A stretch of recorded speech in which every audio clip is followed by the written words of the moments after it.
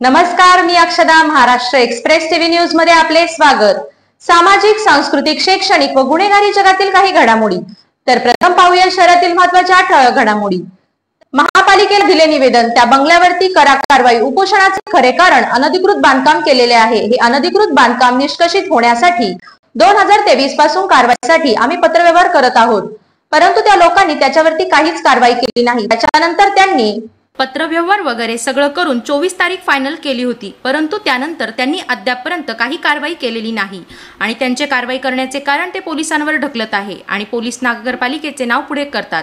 Ward officer वरिष्ठांचे नाव सांगतात आणि वरिष्ठ सांगतात की आम्ही आदेश दिलेले आहेत, पण ही काही कारवाई का होत नाही त्याच्या मागचे खरं कारण अजून समोर आले नाही.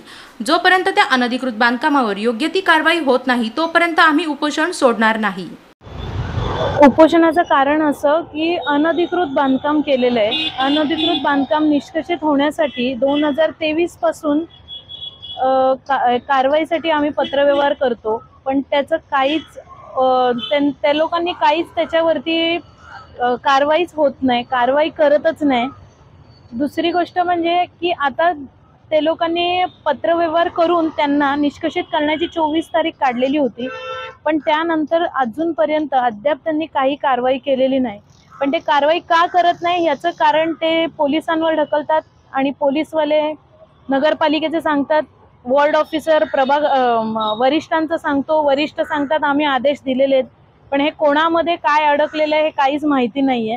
आम्ही आता जोपर्यंत निष्कासित होत नाही, ज्याच्यासाठी आम्ही बसलेलो जोपर्यंत तो बंगला निष्कासित होत नाही तोपर्यंत आम्ही काय उपोषण आमचं स्थगिती करत नाही. तर या होत्या शहरातील महत्त्वाच्या ठळक घडामोडी. अशाच काही घडामोडी पाहण्यासाठी आमच्या चॅनलला लाईक, शेअर, सबस्क्राईब करा आणि बेल आयकॉन दाबायला विसरू नका. आमचे एकच ध्येय, आम्ही तुमच्या सोबत. तर पुन्हा भेटूया याच ठिकाणी याच वेळी. तोपर्यंत धन्यवाद.